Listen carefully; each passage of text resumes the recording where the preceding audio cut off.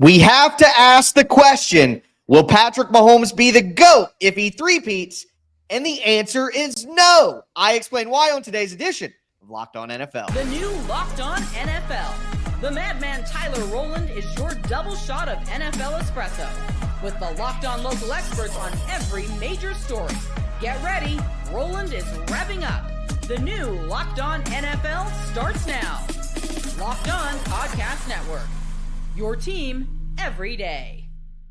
Football fans, welcome in to the Locked On NFL podcast, bringing you a double dose of the NFL's biggest stories with help from our local experts that know your favorite teams like no one else. I am your host, the madman, Tyler Rowland, joined today by Locked On NFL expert Louis DiBiase. On today's episode, we're going to talk about legacy and about status with the Super Bowl less than a week away.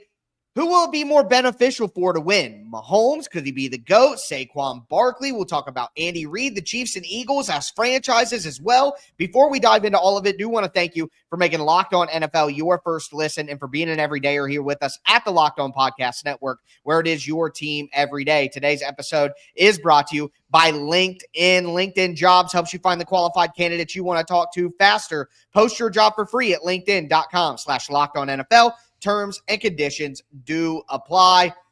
Louis, we're not going to be the only people to ask the question, but will Patrick Mahomes be the GOAT if he three-peats? Look, I just want to say this. I think the first three-peat in the Super Bowl era definitely deserves, like I always say, not every championship in the NBA is equal.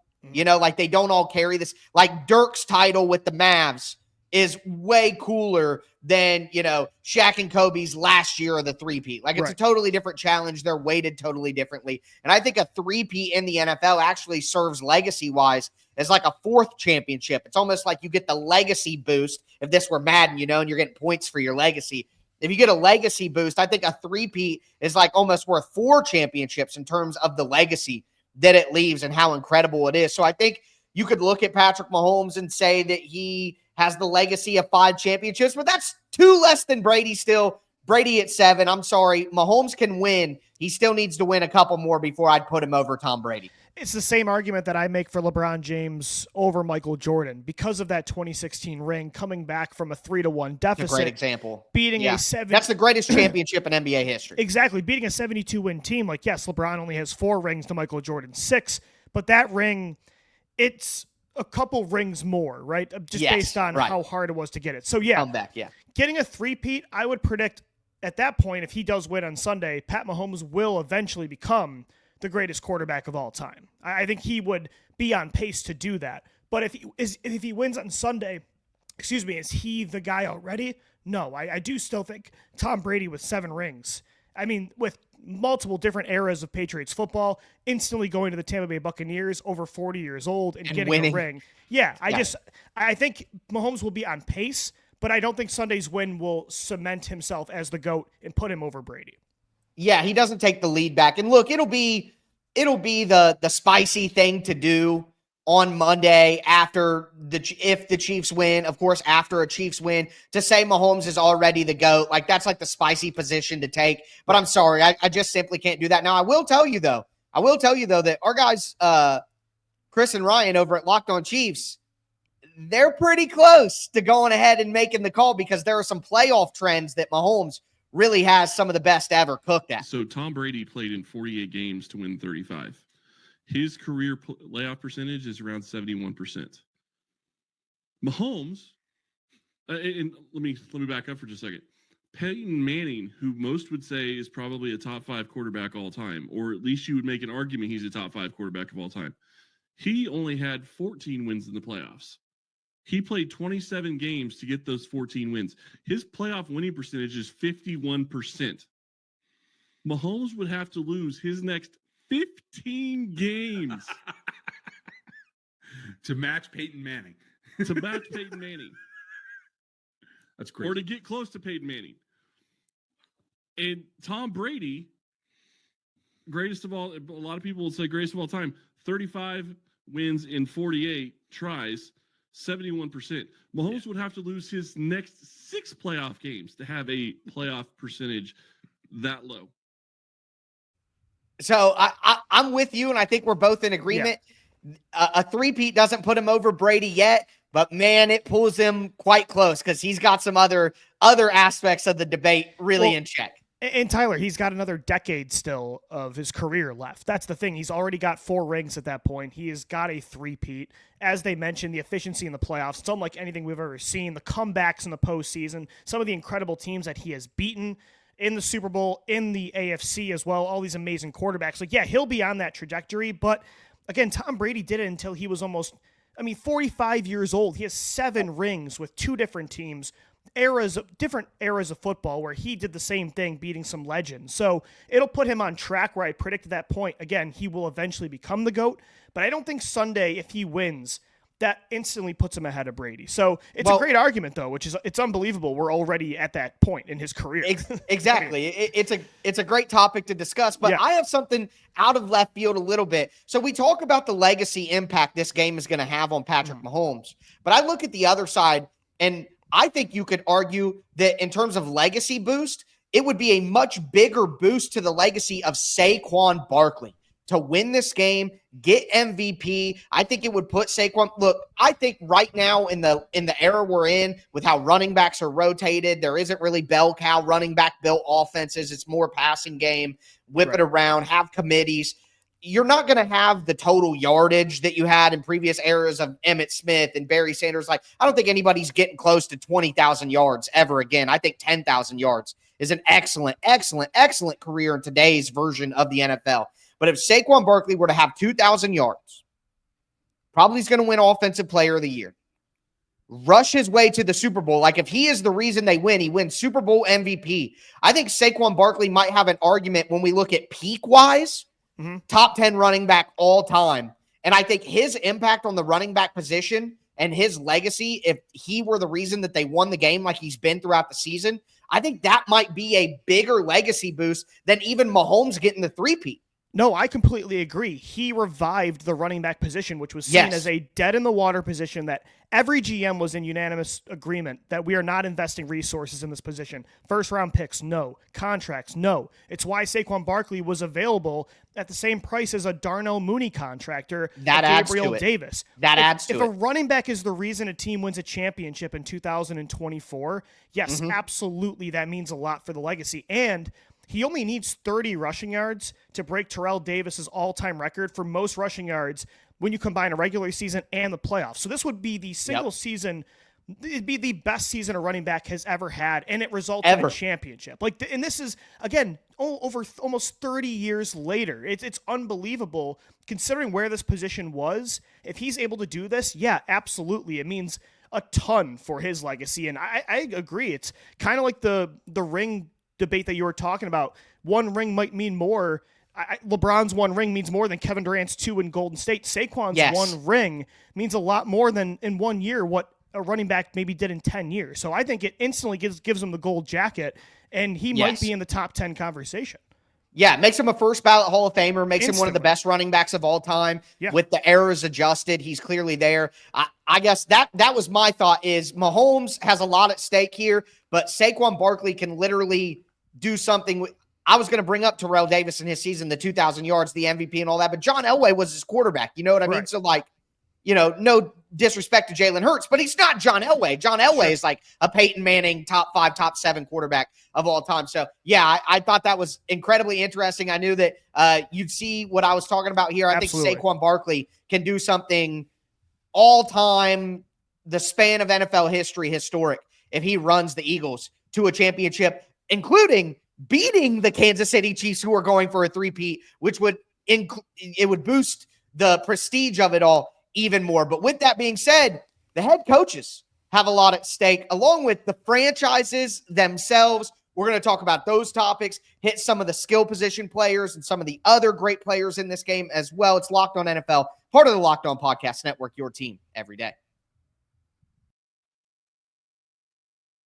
Today's episode is brought to you by LinkedIn Jobs. As a small business owner, your work doesn't end when the clock hits 5. Your business is always on your mind, which means when it's time to hire, you need a partner that works just as hard as you do. And that's where LinkedIn Jobs comes in. When you clock out, LinkedIn clocks in. LinkedIn makes it easy to post your job for free. Share it with your network and get qualified candidates all in one place. Post your job. It's LinkedIn's new feature that can help you write job descriptions and then quickly get your job in front of the right people with deep candidate insights. And here's a pro tip: add the hashtag hiring frame to your profile picture to double your reach to qualified candidates. No wonder 72% of small businesses say LinkedIn helps them find high quality hires. Post your job for free at linkedin.com/lockedonnfl. That's linkedin.com/lockedonnfl to post your job for free. Terms and conditions do apply. All right, Louis, let's continue today's edition of Locked On NFL. It's a legacy status day here on the show, talking about what this win could do for legacy. And look, I knew Legacy Louis out there. I knew that Louis would be the perfect man for this discussion because at the end of the day, these big games, these big Super Bowl matchups, they do determine how we talk about players' careers. And 20 years from now, how do we talk about Mahomes and Saquon and the Chiefs and the Eagles? It all does matter. So I do want to talk about these teams as franchises themselves because, of course, the prestige of a three-peat, the first three-peat in the Super Bowl era, obviously matters a ton. And actually, you look at Kansas City, it would put them in a new pantheon of legacy status. In terms of franchises in the NFL, it would be their 5th championship. And there's only 3 teams out there or 4 teams out there that have that many: the Dallas Cowboys, the San Francisco 49ers, the Pittsburgh Steelers, and the New England Patriots. So it puts them kind of in the top tier of NFL franchises of all time, which is huge. And then the first three-peat, like all of that obviously matters. But then you look at the Eagles side of it, and it would give the Eagles 2 championship wins within the last decade. There's only 15 other franchises that have done 2 at least. So it would put the Eagles in the top half and knocking off the three-peat Chiefs, building the best roster in the NFL and finally slaying that dragon nobody could slay, going against the grain to get the running back and kind of not listening to the noise of how to do things, which is something I know that you've talked about recently. If you had to choose, I'll let you go first here. If you had to choose between which franchise gets the bigger legacy boost with a win, is it the Eagles actually, or is it the Chiefs with the three-peat? No bias, of course, from Locked On Eagles, Louis. I really do still think it is the Chiefs because the three-peat in the NFL, a league that has been so based on parity. I mean, obviously you had the Patriots dynasty and now the Chiefs. So if you have an all-time great quarterback, you're going to be consistently in it. But to win 3 Super Bowls in a row is so difficult. To win 4 in less than a decade is unbelievable. Like the NFL, it stands for not for long for a reason. It's really hard to maintain success. So I would still put the Chiefs ahead of what the Eagles could do. But Tyler, for the Eagles to get 2 rings in under a decade where they beat maybe the 2 greatest players in NFL history, ever, Tom Brady and Pat Mahomes, they actually might have stopped 2 three-peats because the Patriots won in 2016. They won in 2018 as well. Yep. So if the Patriots beat the Eagles in 2018 and 2017, they could have three-peated as well. So, yeah, it's unbelievable. And to do it with 2 different quarterbacks, 2 different head coaches, to have consistency in chaos would be – it's a testament truly to talk about legacy to general manager Howie Roseman. It's exactly. The Howie Roseman dynasty of anything. If he was able to win 2 titles in 8 years with 2 completely different cores, it's all about Howie. So I think he's actually one of the guys with the most on the line when we're talking about legacy. Yeah, no, that's a great pivot because I agree with you. The three-peat, it's impossible to beat the three-peat. Yeah. This is how I feel about, what we were talking about earlier with Mahomes and Brady. It's like, I get the other side of the argument with the Eagles there, but I got to go with the Chiefs. But the good pivot is Howie Roseman becomes top 10 personnel man, maybe top 5 personnel man of all time. With this, to win with Nick Foles and build a such backup a team. And then a running back. Like you beat Tom Brady with a backup quarterback and then Pat Mahomes with a running back. I mean, unbelievable. Yes. And here's the thing too, is in an NFL history book where pretty much all of the dynasties and all the good, like the best, were led by a great quarterback. Not to besmirch Jalen Hurts again, because he deserves his credit for where they've gone and how good he is. But Jalen Hurts and definitely Nick Foles, that's not Tom Brady or Patrick Mahomes or Peyton Manning or, Troy Aikman or so to do it the way that the Eagles have done it against the competition that they've done it against, again, Howie Roseman, legacy game, absolutely here. But do want to look at the coaches here because Andy Reid getting a three-peat, obviously puts him in a new stratosphere. But I feel like the way that Andy Reid has won over the recent years, I feel like he may already be there. And even with the three-peat, it doesn't put him above Belichick. It doesn't. I don't think it may move Andy Reid up any spots to three-peat. He may just be in the tier that he's in already. Kind of like how I feel about Mahomes, who can get a better career but can't really jump. But then Nick Sirianni, with all the heat that he's been through and kind of the drama around the situation, and then again beating the Chiefs, I actually would argue that Nick Sirianni may get the bigger legacy boost than Andy Reid, even with the three-peat. Yeah. Especially beating Andy Reid, who was a very special coach for the Eagles. Now, our Chiefs guys, though, they did talk about how Andy Reid does give the Chiefs a major advantage here in this game. I think the way that they go about and how they continue to peak, there's no argument that the rest helped this team get to this point. That 3 weeks off was critical. Honestly, I don't know if it happens if it isn't for those 3 weeks. Now, with a simulated practice report today, they didn't do anything on field. Obviously, they're studying and everything. Andy even said that they came in the very next day, had a Tuesday off. Wednesday pretty light. They'll probably do a walkthrough on Thursday, taking this as a full week of preparation. This is the week that you install, though. You're not going to get anything serious done next week when you have all the media hubbub, all the distractions, practice that can be viewed because you're not in your home facility. There's a whole lot of different things. So install, rest, making sure that you're mentally prepared, you're mentally recharged from that drama that you just went through with the Bills. It feels like Andy Reid is also better prepared to deal with all that and set his players on a path to be ready to peak come game time. I agree with Ryan that Andy Reid does give the Chiefs. Andy Reid's a better coach than Nick Sirianni. He gives them a better chance. He's been here, he's won, whatever. But I think that actually makes more of my point that Nick Sirianni, if he pulls this off, he will never buy a drink or a steak in Philly ever again. And I think him having 0 and going to 1 in this circumstance with Andy Reid going from 3 to 4 with the three-peat, I actually give that edge to Nick Sirianni. Yeah, because Reid's legacy is already kind of in place. His reputation's there. We know he's maybe the greatest play caller of all time. He's 1A, 1B with Belichick in this era. Yeah, three-peat, of course, will put anybody on another level. But Nick Sirianni right now is still seen as a coach that's kind of getting carried by his GM and by his roster. But if he wins a Super Bowl, gets to 2 Super Bowls in his first 4 years, made the playoffs in every single season. Different coordinators. Different coordinators. That's in a tier with Vince Lombardi, with Bill Belichick. There's only a few guys that have had the success that Sirianni has had in his first 4 years. And people will still probably, even if they win this championship, say he's a product of everything around him. He's not even a play caller, and that, of course, hurts his reputation. But I think if he gets a ring, the real ones will know. You can't argue with that kind of resume through your first 4 seasons as a head coach, no matter what is around you. So I think Sirianni already has his reputation that he's kind of overrated. So he needs that ring to even have a chance at getting legitimate, legendary status. Whereas Andy Reid, we already know that that's who this guy is. He's done it with 2 different teams, a bunch of different quarterbacks. He has Pat Mahomes now, but he did it with McNabb and Vic and Alex Smith. So I think for Nick Sirianni, there's a lot more riding on. There's a lot more on the line for him than Andy.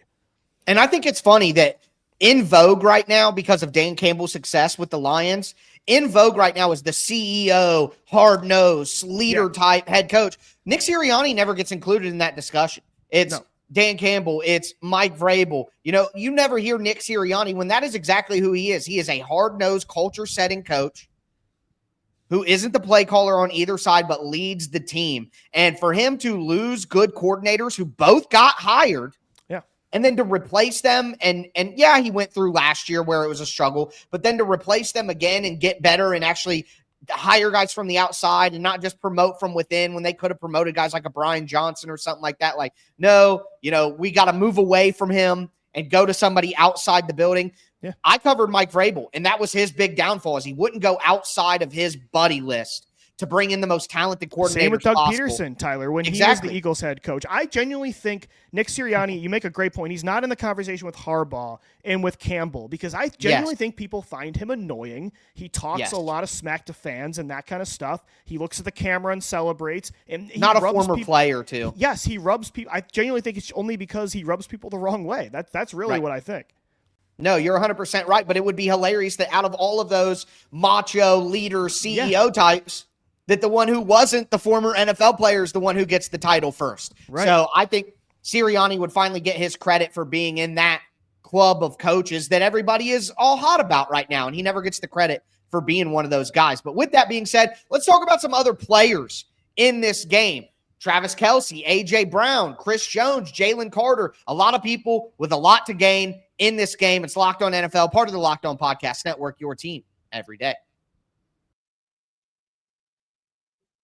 Today's episode is brought to you by Prize Picks. The big game is almost here, and there's no better way to make it even more exciting than with Prize Picks, the best place for daily fantasy sports. With over 10 million members and billions in winnings awarded, Prize Picks makes it fun and simple to get in on the action. Here's how it works. You pick more or less on at least 2 player projections, and if you're right, you can win up to 1,000 times your cash. Prize Picks even has a free pick for the big game where Patrick Mahomes only needs 1 yard passing to win. Pair that with one more correct pick and you're already cashing out. I'm looking at more Travis Kelce receiving yards to go along with more on Patrick Mahomes throwing yards, passing yards. It's that kind of day. But with that being said, make sure that you download the Prize Picks app today. Use the code LOCKEDONNFL to get $50 instantly after you play your first $5 lineup. That's code LOCKEDONNFL for $50 instantly after you play your first $5 lineup. It's Prize Picks.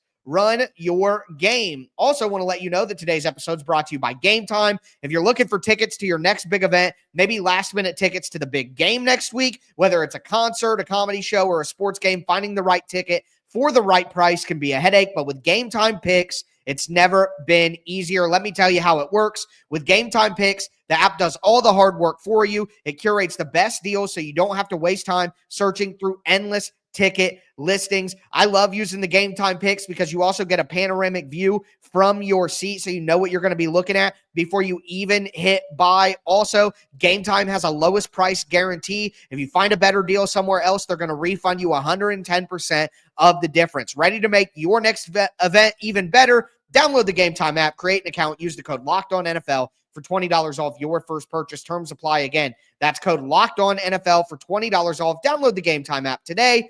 Last minute tickets, lowest price, guaranteed. All right, Louis, let's cap off today's edition of Locked On NFL. We've talked about Patrick Mahomes and Saquon Barkley's legacy, the Chiefs and the Eagles, Andy Reid, Nick Sirianni. Now I want to go down the line a little bit, sir. For some of the individual player matchups in this game, we're going to start with Travis Kelce against A.J. Brown. And before we dive in, I do want to thank you for making Locked On NFL your first listen. Check out the afternoon edition of Locked On NFL with Tony Wiggins in the barbershop as well. But I picked Travis Kelce and A.J. Brown here because we already talked about Saquon Barkley and his legacy, and I think that's paramount for the Eagles. But A.J. Brown is a guy who gets traded, sets records, has that diva quality to him where he is a bit of drama. He does cause some friction in the locker room. It's just his general philosophy. But for him to perform the way that he has with the Eagles since the trade and to do what he did on the Titans, which looks astronomical now looking back in that Titans environment, like the fact he was able to produce as much as he did is pretty incredible considering the passing offense and all, and just the state of the franchise of the Tennessee Titans.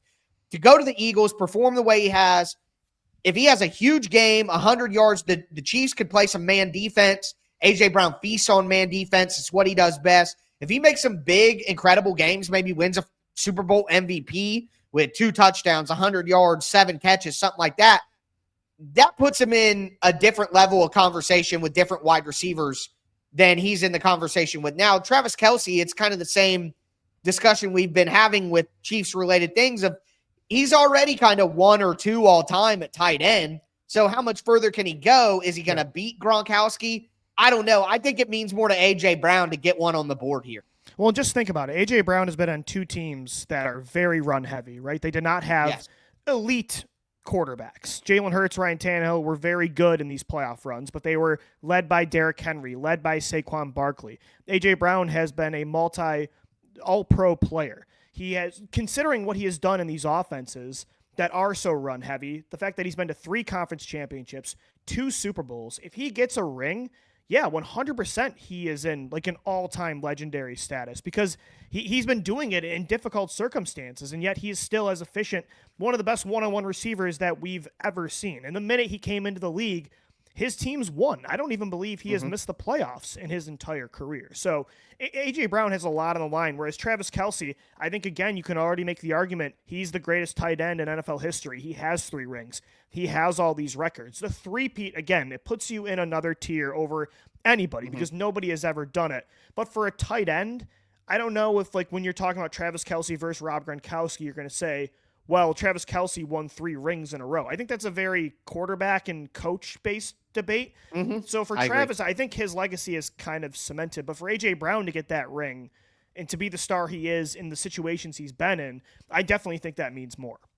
Yeah, it makes me want to cry, quite frankly. So we're going to move forward. I'm sorry. Jesus, man. Well, Dallas Mavs fans know how I feel right now. True. So with that being said, do want to talk about Chris Jones against Jalen Carter. And this is a little bit different of a discussion because they're in totally different places of their career, where Chris Jones is, towards the end of his career, still playing incredibly high level football, but definitely towards the end of his career. And Jalen Carter is just seeming, he just stepped on the rocket ship and put a seatbelt on. He's ready to blast off here going forward.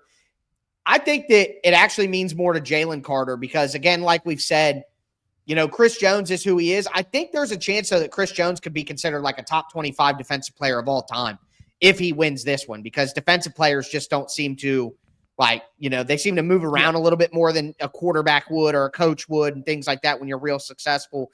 Even late career Reggie White got traded and Von Miller and things like that. Like, we see defensive players move around a little bit more, but Chris Jones could maybe go like top 25 all time, but Jalen Carter is going to go from before the season. How many casual NFL fans know about Jalen Carter with the play that he made at the end of the NFC Championship game back to back? And then if he makes plays in this game and takes down Patrick Mahomes, gets a couple of sacks, Jalen Carter is he the best interior defensive lineman in the entire NFL? And going from somebody who people probably wouldn't be able to name as a casual basis to this guy's the best interior defensive lineman in the NFL, I think that might be a bigger jump than the Chris Jones jump. So it's kind of the same thing with the Chiefs, but I think I go with Jalen Carter in that one. Yeah, I do think Chris Jones is one of the most underrated players in NFL history when it comes to a defensive player. That's just been so dominant. And yet, because I don't know if it's because he's in Kansas City or whatnot, he just doesn't get that Aaron Donald treatment, even Fletcher Cox, I feel like. Yeah, I absolutely agree.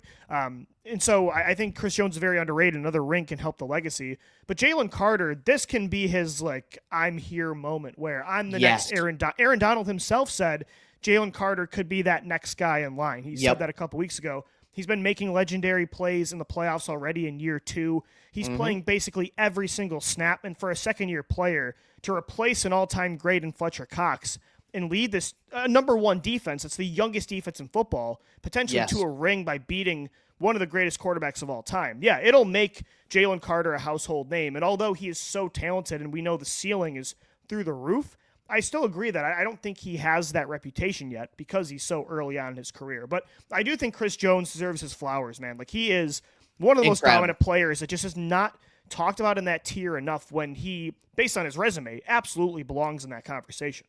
He doesn't even get the Von Miller love. No, he doesn't. It's crazy. It is really crazy to me. And he's a defensive tackle that's been so dominant getting to the quarterback for, as long as he's done it. Not many people can do that for as long as he has. And like you said, with one team, that's really impressive.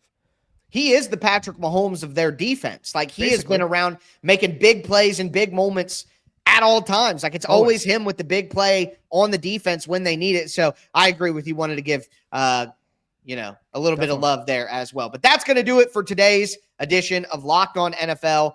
Make sure to get subscribed, stay subscribed. It's your team every day. But for me, your host, the Madman, Tyler Rowland, and my co-host, Legacy Louie DiBiase. Thanks for tuning in. And as I tell you every episode, stay safe out there.